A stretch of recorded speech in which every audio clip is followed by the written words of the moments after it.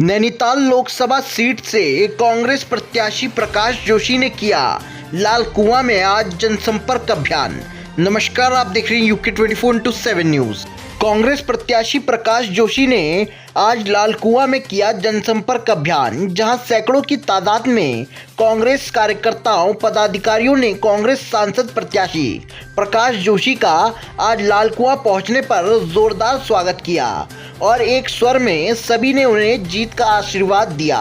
जिला कांग्रेस सम्मेलन में कांग्रेसियों का जोश और उत्साह देख कांग्रेसी प्रत्याशी प्रकाश जोशी भावुक हो गए। देखिए पूरी खबर अंजलि पंत की यूके 24/7 के लिए लाल कुआं से।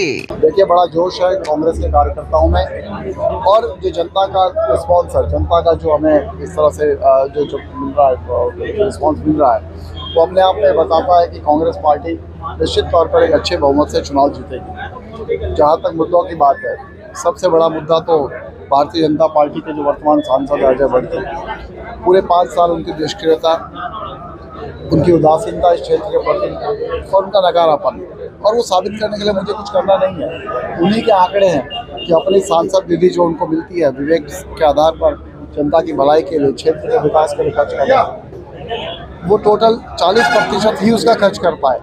60% वो बेकार चला गया, कि उनका पैसा नहीं था। वो 60% लगभग 10 करोड़ रुपया था। तो 10 करोड़ रुपए में हो सकता है जो सुशीला तिवारी अस्पताल की जो दुर्दशा हो रही है, या इस लोकसभा क्षेत्र में तमाम और अस्पताल है, हो सकता है उन अस्पतालों का कुछ भला हो जाता, वहाँ नई मशीनें आ जाती, हमारे नौजवान साथियों के लिए, छात्रों और हमारी बहनों के लिए, हमारी बेटियों के लिए नई लाइब्रेरियाँ खुल सकती थी अगर वो चाहते तो। पर इसके लिए व्यापक विजन की ज़रूरत होती है, जो शायद उनके पास नहीं था।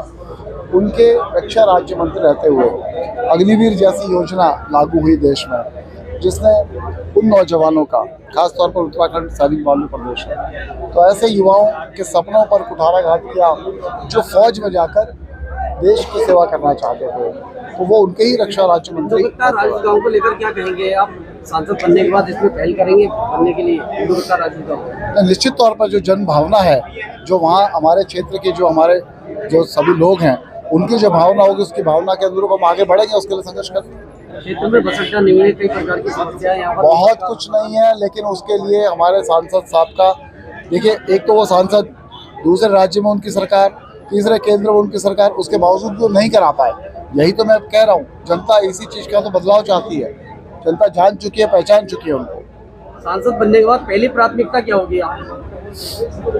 देखिए, जो पहली प्राथमिकता, देखिए, कभी भी एक प्राथमिकता पहले नहीं हो सकती, क्योंकि इतना पूरा सिस्टम बिगाड़ चुके हैं वर्तमान सांसद और भारतीय जनता पार्टी का 7 साल का जो शासन था, उसने पूरे सिस्टम को पूरा अस्त व्यस्त कर दिया है। तो मैं मानता हूँ किसी एक प्राथमिकता की बात करने के बजाय हम पैरेलली अलग अलग योजनाओं पे काम कर सकते हैं। हम शिक्षा पे बहुत बड़ा काम करने की ज़रूरत है। इस पूरी लोकसभा में लगभग 4 लाख ऐसे नौजवान हमारे युवा साथी हैं जिनकी आयु वर्ग 18 से 24 वर्ष के बीच में है, जो एक विद्यार्थी का आयु वर्ग होता है, और उनके पढ़ने के लिए, उच्च शिक्षा के लिए मात्र 20 डिग्री कॉलेज है, छोटे छोटे हैं। उसमें सबसे बड़ा हल्द्वानी है।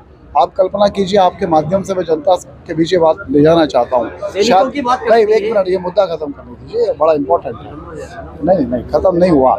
20 लाख के बीच में 20 और 4 लाख विद्यार्थियों के बीच में सिर्फ 20 degree college. Haldwani degree college में लगभग 12 से 14 हज़ार विद्यार्थियों का प्रवेश होता है। मात्र 2,500 से 3,000 विद्यार्थियों की बैठने की व्यवस्था है। आप फीस लेते हो 14,000 विद्यार्थियों से, और कॉलेज में बैठने की व्यवस्था करते हो सिर्फ 2,500 विद्यार्थियों की। फीस क्यों लेते हो फिर? आपकी सुविधा है। मेरा विजन ये है कि हम इनकी सुविधाओं को बढ़ाएं। कैसे बढ़ेंगे? बिल्डिंग रातों रात नहीं खड़ी होंगी, लेकिन उन्हीं कॉलेजों में अगर हम साइकोलिंग कॉलेज, इवनिंग कॉलेज शुरू करेंगे, निश्चित तौर पर होगा। आप पूछिए। सैनिकों की बात करती है, और आज तक कांग्रेस की गवर्नमेंट ने घोषणा की थी मिनी स्टेडियम बनने के लिए शहीद मोहननाथ गोस्वामी के नाम से। आज तक उसका निर्माण कार्य शुरू नहीं हुआ है, जबकि भूमि भी स्थानांतरित हो गई है। तो क्या इसको भी आगे बढ़ाया जाएगा आपके सांसद बनने के बाद? 300 करोड़ की लागत से अंतर्राष्ट्रीय स्टेडियम कांग्रेस ने बनाया है। तो योजनाएं जब चलती है तो आगे बढ़ती हैं, ऐसा नहीं है। तो आपको इतना बड़ा कांग्रेस का किया हुआ काम शायद वो नहीं दिख रहा किसी को, जो 300 करोड़ की योजना से अंतर्राष्ट्रीय स्टेडियम बना। मिनी स्टेडियम भी बनी जाएगा ना। आप, हमारी सरकार तो आए, पिछली सरकार आई थी, हमने बहुत बड़े बड़े काम भी करे।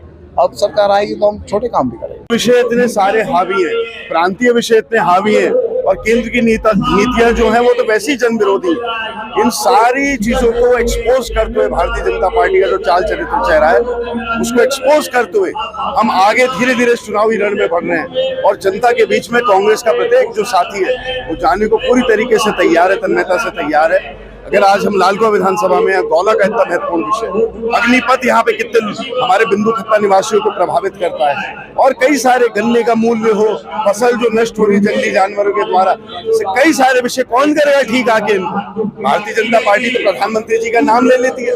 क्या केंद्रीय जो नेतृत्व है इनकी कोई जिम्मेदारी नहीं है? चुनाव में उनका नाम ले लेती है और 5 साल थार्ड वार्ड में वो बन के यहाँ घूमते हैं।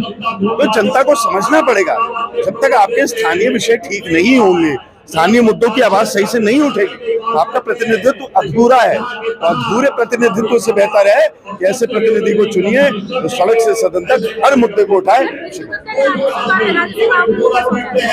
देखिए, अभी उसकी कोई घोषणा नहीं हुई। कार्यक्रम और संघर्ष तो बिंदु खत्ता का हम लोगों ने करा। अभी उसकी जो घोषणा है वो उसका वो शासनादेश नहीं आया है, ये चुनावी जुमला भी हो सकता है। इसलिए मैं यही कहूंगा, लोग सतर्क रहें और जन सरोकार के लिए जो कार्य कर रहे हैं ऐसे लोग को आगे। कांग्रेस के पास अनेकों मुद्दे हैं। आज देश के अंदर पिछले 10 साल से मोदी की सरकार है और मुख्य महत्वपूर्ण इश्यूज पर या आप किसी भी विषय को ले लें, चाहे रोजगार का विषय ले लें, आप इस देश के विकास का विषय ले लें, आप हमारे वनों को, पर्यावरण को बचाने का मुद्दा ले लें, आज हर मुद्दे पर भारतीय जनता पार्टी की सरकार विफल साबित हुई है। और 400 पार की जो बात भारतीय जनता पार्टी कह रही है वो एक चुनावी जुमला है और कुछ नहीं है। इससे पहले विगत वर्षों में हमने इंडिया शाइनिंग की भी बात सुनी है और आज उस इंडिया शाइनिंग का जवाब इस देश की जनता ने दिया था। देश की जनता सबल है, समझ रखती है कि आज देश की हालात, आज देश का सूरत हाल क्या है।